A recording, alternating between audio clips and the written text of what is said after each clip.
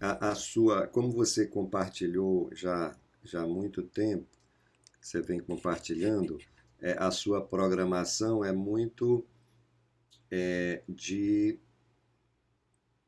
ter sido passada para trás, né? Lembra que você falou isso, né? Pela irmã e tal, que nasceu depois. Então, aí você arranjou maneiras de sobreviver a isso, sobreviver a esse sentimento de ter sido deixada. E ainda hoje isso lhe acompanha, né? E assim, uma das formas que você descobriu de, de escapar, de sobreviver, foi essa de se tornar arrogante, né? De manter essa postura, manter essa intenção de eu sei. E quando isso é um padrão de sobrevivência, essa questão de eu sei, deixar isso não é uma coisa fácil. Deixar esse eu sei para eu não sei é um movimento e tanto, né? Porque a gente acha que não vai sobreviver, porque nós nos criamos com essa ideia de que eu preciso saber para ser melhor, para mostrar, para ganhar amor. Né? Isso que a gente está tocando é importantíssimo. Eu preciso dizer que eu sei para buscar o amor incondicional. Então, esse movimento vem da infância e continua nessa vida toda.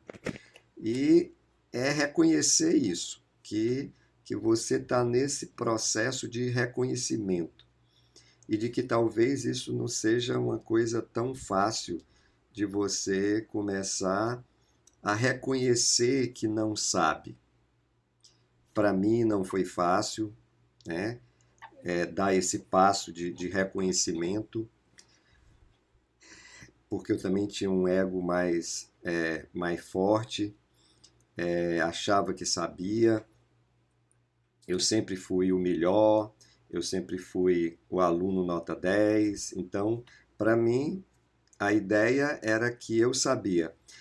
Quando eu comecei a meditar e me veio esse insight, eu levei isso como um mantra, que eu não sei, né? E isso tem um lado que aparentemente negativo, mas tem um lado muito positivo, porque se a gente não sabe, abre espaço para saber, para aprender. Se eu sei, eu não tenho nenhum espaço para aprender, porque eu já sei por onde é que vai entrar esse novo conhecimento. Então, principalmente nos nossos aspectos existenciais. Claro que se você tem uma técnica, por exemplo, você ensina alunos, né, de educação e tal. Então, você tem uma técnica. Essa técnica você sabe, você não precisa dizer que não sabe. Mas questões existenciais, é importante a gente passar por esse momento de eu não sei, porque é a partir daí que uma nova percepção pode se abrir. E depois que a gente se acostuma com o eu não sei, ao invés disso ser uma coisa ruim e pesada, passa a ser uma coisa de uma valorização incrível. Inclusive, uma das técnicas da constelação, que é falada e é ensinada é você entrar como terapeuta, por exemplo, é você entrar na constelação de alguém como quem não sabe nada. Então, chegar nesse ponto de perceber que não sabe, realmente você não sabe, e algo vai ser revelado ali, naquele momento, e talvez você saiba, talvez você não saiba, é algo que eu particularmente ficava em pânico cada vez que eu ia entrar numa meditação. Disse, nossa, como é que eu vou entrar numa meditação, nessa meditação, e eu não sei de nada? Porque muitas vezes a meditação, não, a constelação. Muitas vezes a constelação, as pessoas, eu mesmo escolhia para que as pessoas nem dissessem nada do que aconteceu na vida. Né? Eu passei uma fase, depois, hoje eu vario. Às vezes eu quero saber um pouco mais, às vezes quando a pessoa quer dizer mais, eu digo que ela se cale, eu peço para ela se calar, para que eu entre num espaço de eu não sei, né? E a partir desse espaço, algo é revelado. Então, o Bert Helling ensina isso, o Svagito ensina isso, hoje eu ensino isso. Agora, chegar a esse espaço e relaxar nele, aí precisa de um movimento, né? Então, nesse momento, é, se permite, de repente, entrar nesse espaço. Ok, eu não sei, eu vou descobrindo a cada momento o que está acontecendo comigo, por exemplo. Né? E observa que esse espaço também de não saber é exatamente o contrário do espaço da arrogância. Né? Você falou na questão da arrogância. A arrogância é eu sei. Né? Então você se coloca como superior. A humildade é eu não sei. Então, é claro que existe um equilíbrio entre essas duas polaridades, a arrogante demais e a humilde demais, que faz com que você entre num ponto de equilíbrio que não é nem arrogante e nem humilde demais. Simplesmente eu não sei nesse momento. Então, o eu não sei também, ele vai diminuindo a nossa arrogância. E aí vai gerando um estado de humildade. Então, ser humilde, isso é outro ponto também que é interessante a gente olhar, não é ser coitadinho, né? Porque muitas vezes a gente confunde ser humilde com ser coitadinho. Ser humilde e poder dizer não, como você também mencionou, poder impor limites, traz você para um empoderamento, porque você diz qual é o seu limite. Você não é um humilde que aceita tudo. Né? A humildade normalmente é aquela pessoa, né, vista por muitos que aceita tudo que fazem com ele, eu sou humilde. Isso tem outro nome. Isso não é essa humildade que a gente está colocando aqui. Dá para entender essa imagem que eu estou passando?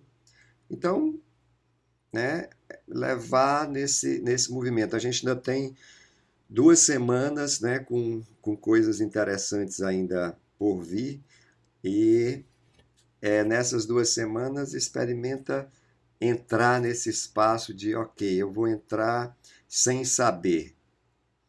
Porque é outro ponto também que acaba conflitando, tipo, se eu entro nesse espaço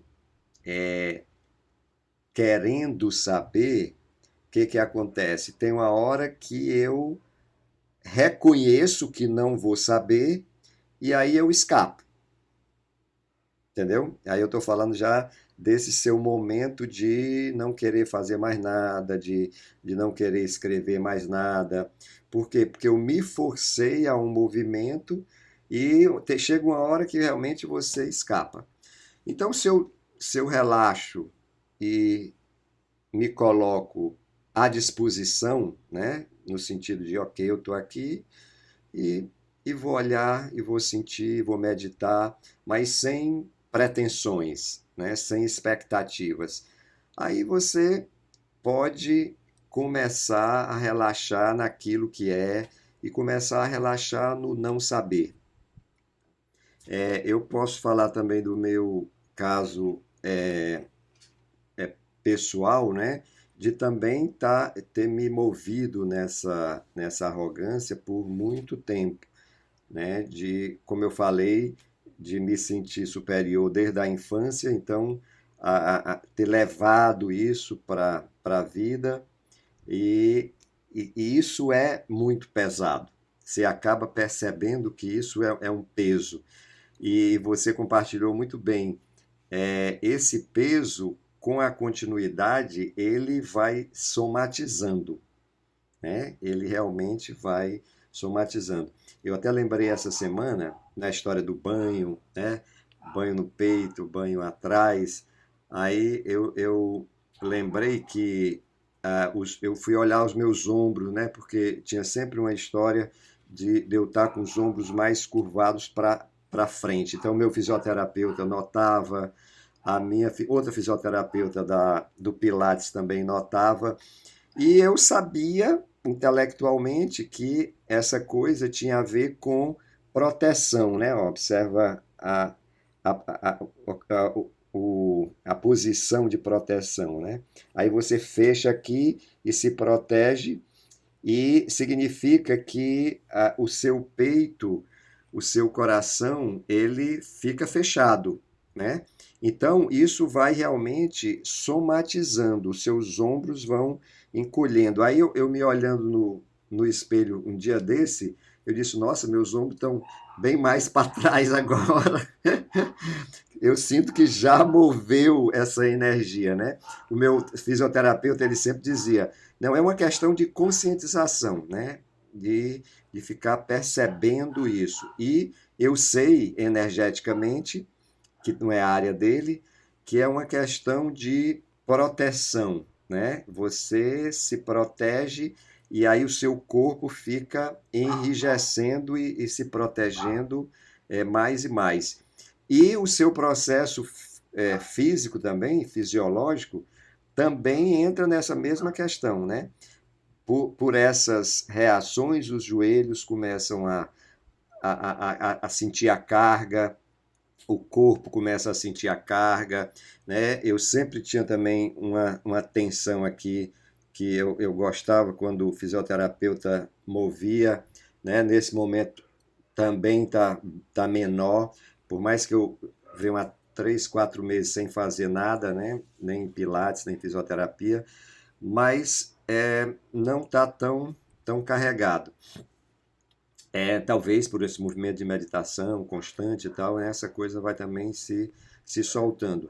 Então, eu confio muito nesse processo que você toma consciência desses pesos, dessa arrogância, e a gente já conhece desde a constelação, né, que aquilo que a gente carrega e que não é nosso, a gente devolve, a gente se curva a coluna, curva o pescoço e devolve. Esse movimento é muito legal, é muito essencial. Eu faço sempre com os meus clientes, mesmo no online, eu peço, ó, se afasta um pouquinho aí e faz o movimento de soltar tudo isso, porque esse movimento libera algo que você carregava do outro.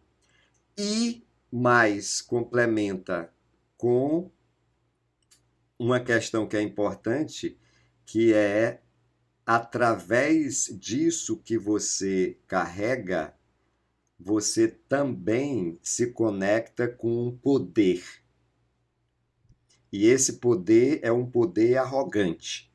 Então, esse é o poder do militar, esse é o poder do político, né? Então, que ele carrega algo, tá claro que o militar e o político carregam algo, e aquilo se torna o poder deles, né? E, tipo, eu sou o maior, eu sou o melhor, né? Quem manda aqui sou eu sou a autoridade, né? Como às vezes eu ouço os militares dizendo isso.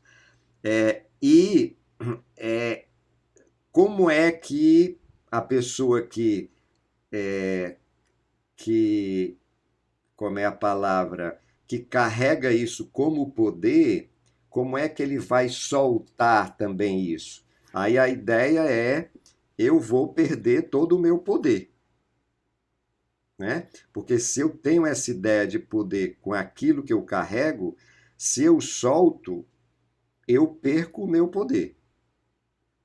Aí como é que eu vou viver sem esse poder?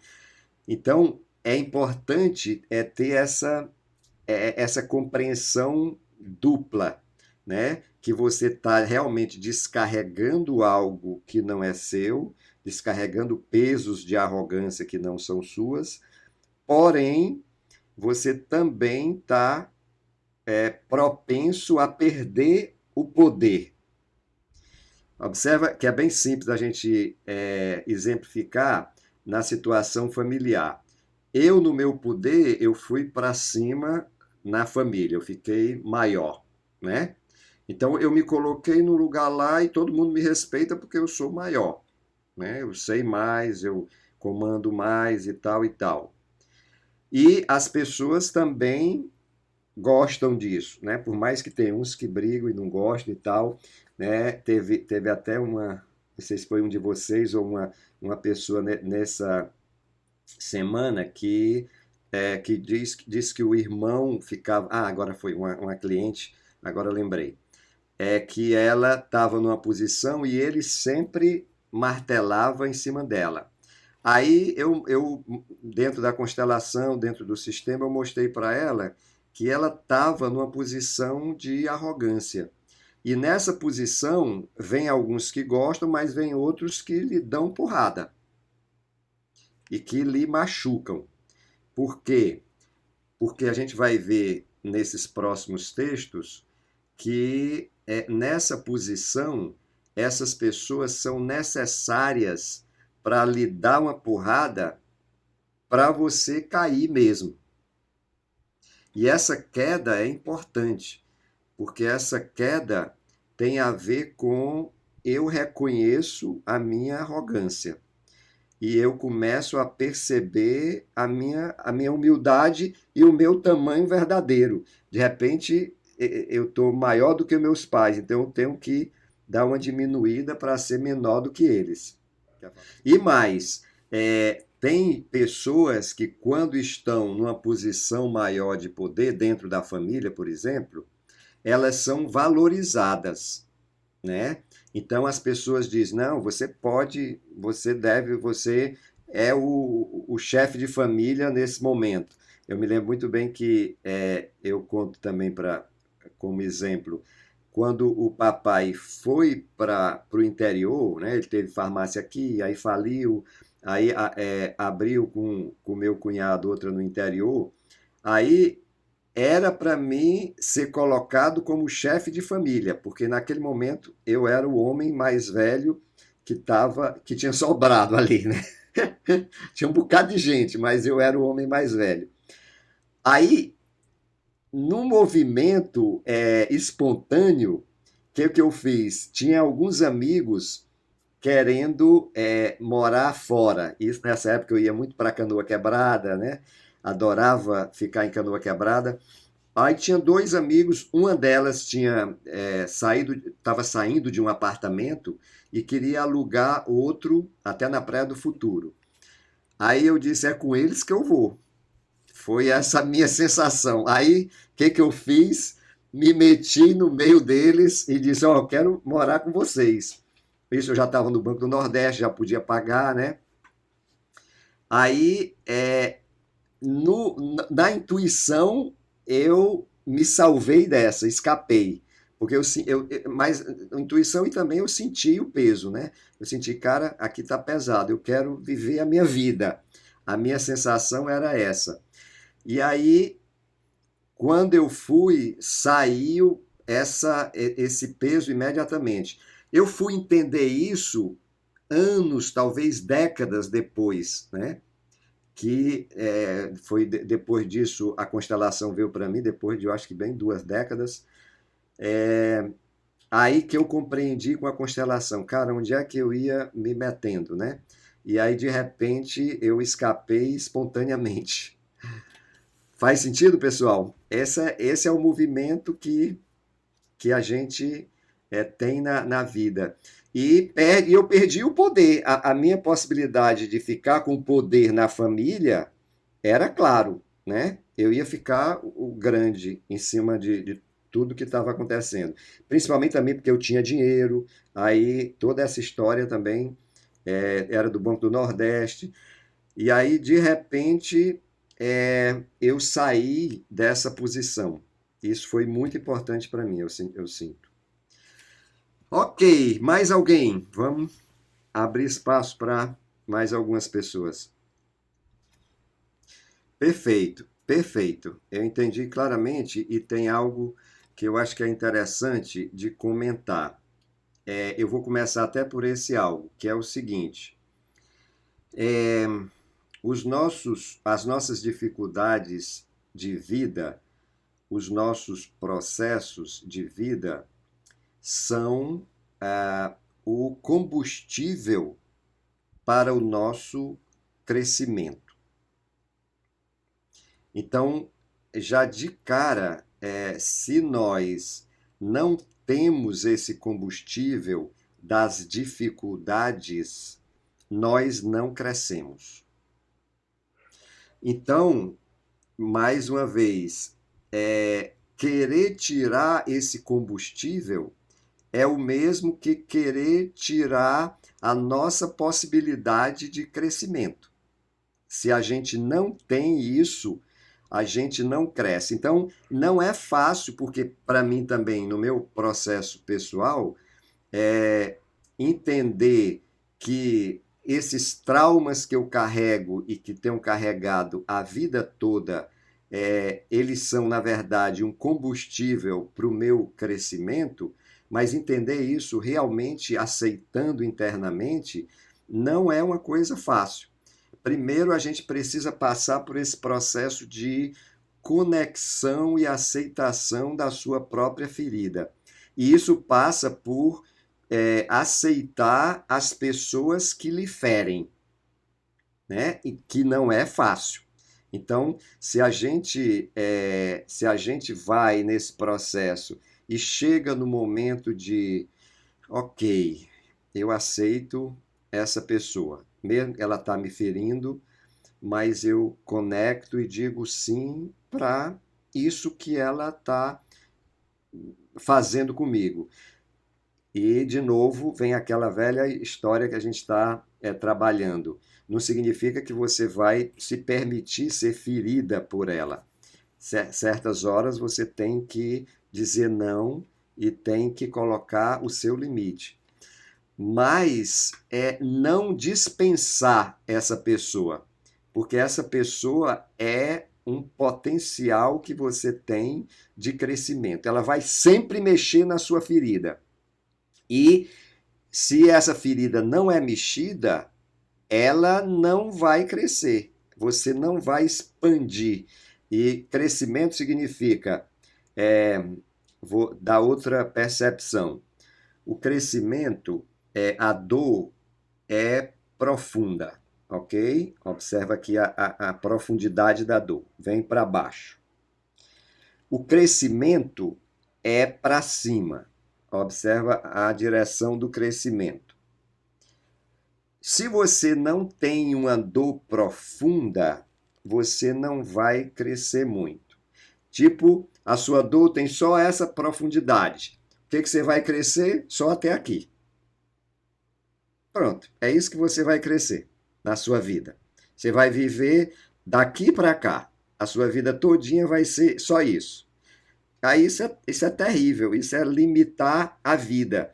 Mas se eu me permito entrar na minha dor profundamente, aí eu cresço profundamente. Então, terra e céu vão se encontrar e vão alongar esse caminho de crescimento que é nosso direito de nascença.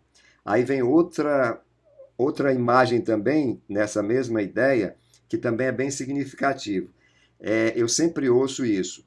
Por exemplo, pessoas que têm esse tipo de dificuldade são aquelas que vão trabalhar melhor com isso. Exatamente por isso. Porque elas passaram pela profundidade da ferida e podem ir na ferida do outro tão profundo e tão alto quanto. Ela pode ir nessa polaridade. Então, por exemplo, você, com relação à sua mãe, se você permite essa profundidade, você vai trabalhar com pessoas com dificuldade com mãe melhor do que qualquer pessoa, porque você tem esse manejo já durante toda a sua vida. E isso a gente não quer perder, né? Essa é a compreensão que me vem hoje. As pessoas às vezes dizem, mas eu quero me livrar disso para o resto da vida. Você está perdendo uma grande chance de crescimento, porque é nessa sua dor que está o seu crescimento. Se você anestesia isso, e a única forma que a gente pode fazer para se livrar é anestesiando, e tem milhares, bilhares de pessoas que fazem isso com remédio, com drogas, com que mais anestesiantes, com compras, com sexo, com vício, com não sei o quê, que são anestesiantes exatamente para não entrar nessa ferida. Mas elas vão viver só isso. Da anestesia para cá, daqui para anestesia. Não vai passar desse negócio aqui, entendeu? Então, qual é o sentido de viver? Né? Ter uma vida pequena desse tamanho? A gente está procurando uma transformação bem maior. Então, por isso que é bem-vindo a dor, como eu falei, até numa resposta que tem no vídeo para Ivanessa, e de repente ela entendeu, mas a gente vai gostar de ficar com a dor. Não, não é isso, né, Ivanessa? Não é gostar de ficar, mas é dar boas-vindas quando ela vem. E aí quando ela não vem, você vive a sua vida sem ela também, né? Então, essa polaridade também, essa pendulação é muito linda também de perceber, né? Se a gente percebe, vou fazer com essa mão esquerda, que esse meu lado esquerdo é o lado meditativo e esse meu lado direito é o lado da vida, né? A gente tá ou dos problemas, ou de que quer que a gente que seja que a gente esteja vivendo, se a gente sabe fazer esse movimento, ok, eu medito, eu estou comigo e eu estou com a vida. Eu estou comigo, eu olho para as minhas questões. Então, a vida é essa pendulação. Não existe vida sem essa pendulação. Só existe a morte, né? O lugar realmente de paz eterna.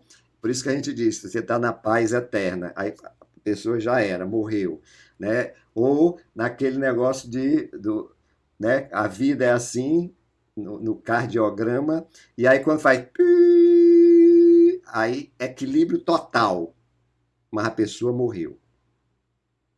É assim, a gente tem que escolher essas duas possibilidades, né? Legal. Eu posso comentar um pouquinho sobre isso que você falou, Kátia. Tem uma, tem uma questão que é o seguinte: a arrogância tem também um risco nela, né? Qual é o risco? É você se expor. Então, é interessante a gente atentar para esse outro lado da arrogância. Por exemplo, essa mulher, a mulher do Rosélio aí, que foi entrar no sítio, a mulher do guarda, né? A mulher do guarda, porque a mulher do Rosélio é a Kátia, né? A mulher do guarda.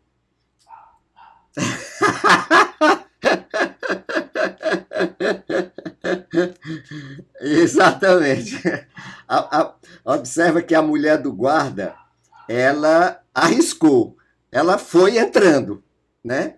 Então, qual é o risco? É dela levar uma porrada e levar um não, né? E dizer, epa, cadê o documento? Eu sou eu o guarda aqui. E, e, tudo que, e tudo que você vai fazer com arrogância significa também eu me mostro, né? Então tem uma certa coragem arrogante aí. Por outro lado, tem o lado da humildade, que significa, na humildade, eu me. Opa, é a Síria aqui, deixa eu tirar ela. Na humildade, eu me encolho. Então, é um pouco o que a Kátia está colocando. Mas, se eu me encolho, eu também estou perdendo a oportunidade de me mostrar, de ser mais arrogante. Eu arrogo aquilo que eu sei, por exemplo, né? E nesse movimento, você pode também ganhar o seu espaço, certo, Kátia? Então, é interessante fazer também esse equilíbrio, né? Entre a arrogância aqui do lado direito e a humildade do lado esquerdo, é interessante que você perceba onde é que está o equilíbrio disso, porque senão você vai viver demais na humildade ou demais na arrogância. E aí se você vive demais na humildade, o que acontece? Você não mostra o seu potencial, né?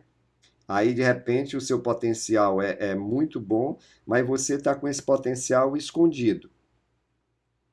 E isso não é bom nem para você e nem para o mundo, porque o mundo gostaria de ver seu potencial.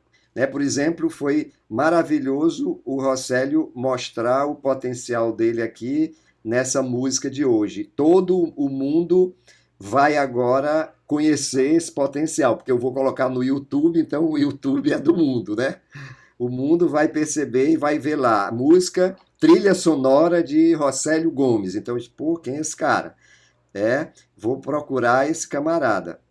Então, aí entra a arrogância, porque eu quero me colocar, eu quero me colocar e colocar o que eu sei. Então, é interessante esse risco, né? Ficar só na humildade, só se escondendo, não vai gerar nada. Você vai ficar escondido e os seus processos também vão ficar escondidos e você vai acabar sem transformar esses processos. Então, a vida dessa forma é o nosso check-up, a gente vai checar o nosso potencial na vida. E às vezes a gente quebra a cara, às vezes a gente tenta uma coisa e falha, e é fracasso. A gente tenta outra até que eu me coloco na forma que eu sou e que eu sei. Aí eu posso chegar num equilíbrio maior entre a humildade e a arrogância. Fica claro, Kátia? E para outras pessoas também? Faz sentido? Legal. César, pode falar. Isso. E como é que a gente aprende isso? Errando, experimentando. Porque a gente nunca sabe qual é o limite. E isso é algo. É claro que tem limites que são muito mais claros, né? Como, por exemplo, uma cancela. Uma cancela é um limite que eu vejo e digo: ó, aqui tem um limite. Tem algo que tem que abrir a porta aqui, tem um vigia, tem um guarda. Mas tem limites, por exemplo, nas nossas relações que eu não sei. De repente, eu falo uma coisa para o outro e o outro não gostou.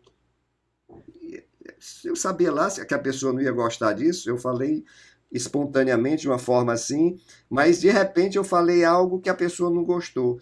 Aí eu posso ter invadido o limite dessa pessoa. Então essa pessoa pode colocar o limite, ó, eu não gosto quando você fala isso. Então, aí você diz, ah, esse é o limite dessa pessoa, né? Outra pessoa vai ser outro limite. Elas, não, você pode brincar, pode falar, pode, né? Porque o limite é pessoal, é uma coisa de cada um e de cada momento, né? A gente vai tendo que afinar, fazendo como é que se diz, a comparação aqui com a música do Rosselli, vai tendo que afinar o instrumento para que eu saiba onde sou eu, onde é o outro, né? Isso é um aprendizado desde a infância. Na infância, a gente não sabe quem é quem, primeiro, né? Por exemplo, eu e a minha mãe, né? Quando eu nasci, eu não sei se eu sou eu ou se eu sou a minha mãe. Isso é claro.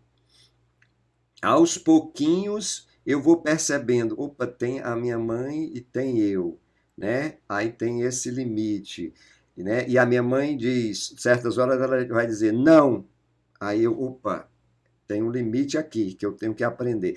E isso vai acontecendo esse aprendizado a nossa vida inteira. A gente tem que estar com isso afinado, porque isso vai ferir e vai ferir o outro, vai nos ferir e vai ferir o outro.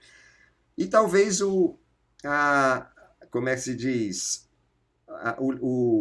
o parâmetro melhor seja checar internamente, né? Tipo, ok, eu checo isso, eu feri o outro, eu senti algo. Então eu sinto aqui, eu sinto internamente. Ou o outro me feriu e eu quero dizer, não, não, esse é o meu limite. Então essa checagem tem que ser interna, tem que ser cada vez mais sacar. Por isso que o não consciente, o não como resposta, aproxima você de você mesmo, né? A parte do nosso texto, isso, lembra? Por que que aproxima você de você mesmo? Porque você se conhece mais, você se conecta mais com os seus limites e você se reconhece mais nisso. Faz sentido, pessoal, essa colocação? Beleza. Então, uma última pessoa. Posso estar, né? Vários pontos aí, Evelyn. O primeiro é observa se o que você está vivendo na alquimia não é semelhante ao que você tem vivido na sua família, entendeu? Esse é o primeiro ponto, porque, de uma certa forma, essa sensação de é, me perdoem por eu não estar presente, quando eu ouço isso, eu ouço você dizendo para sua família. Mas é verdade, porque o meu trabalho é isso, né? E mais, a outra compreensão se eu não estou no meu lugar, eu estou ausente. Uhum. Então, respira fundo, todo mundo, né? Que isso é para todos nós, né? Essa é uma compreensão também da constelação, mas é uma compreensão também do processo meditativo, de consciência de si. Então, se eu não estou no meu lugar, se eu não assumir o meu lugar, eu não estou presente, né? Lembra que presença significa, no fundo, significa eu assumo o meu lugar, eu assumo quem sou, né? Lembra, essa meditação vai dar essa compreensão de quem sou eu, né? Quem sou eu? E eu só vou ser eu quando eu assumir verdadeiramente o meu lugar. E para isso eu preciso olhar para todos esses pontos arrogantes e de humildade que a gente vive. Esse é um ponto. O outro ponto é não se sai da arrogância sendo humilde. É outra incompreensão que as pessoas têm. Não tem a ver sair da arrogância sendo humilde. Ah, eu sou arrogante demais, agora eu vou ser humilde. Isso não tem sentido, né? Você sai da arrogância quando você compreende que esse não é o seu lugar. Se você compreende isso, você solta isso e aí você passa a viver o seu lugar. Se você vive o seu lugar, não existe outra possibilidade de viver o seu lugar sem ser humildemente. Não tem como. Presença e esse tipo de humildade, né, consciente, como a gente está colocando aqui. Como é, Carol?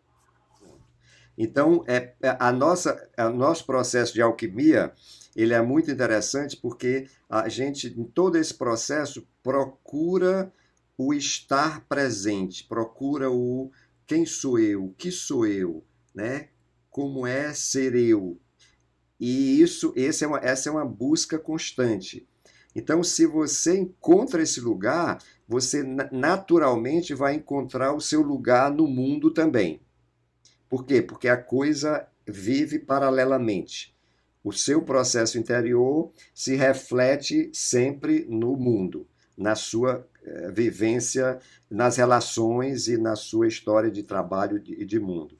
Então, é por isso que eu insisto, né? E todo o meu processo de trabalho desde o início é calcado na meditação. E é isso que a gente tem de mais essencial aqui na alquimia da presença.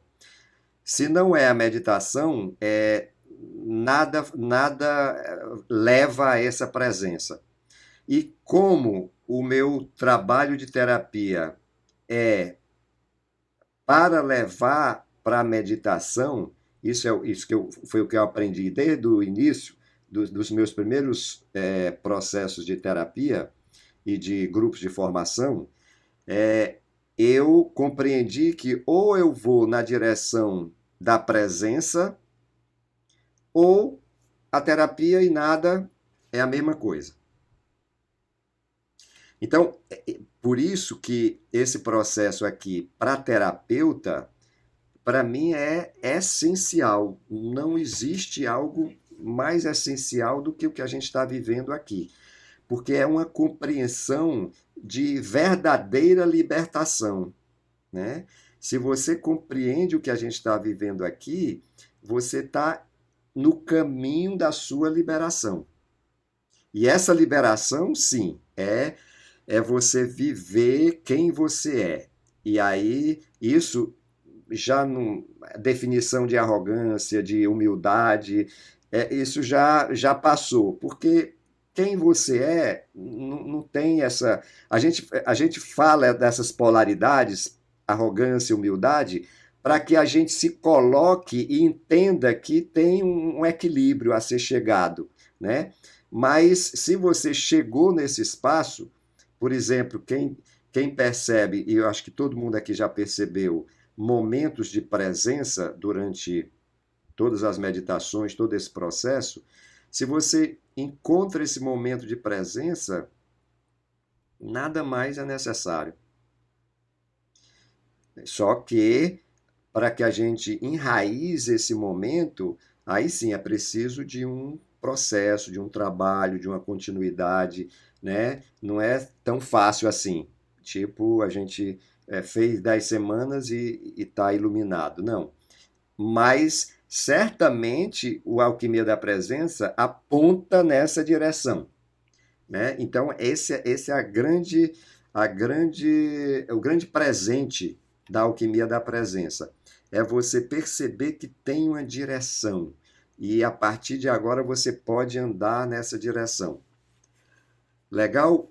Eveline. Legal, Então, muita gratidão aí por esse compartilhar.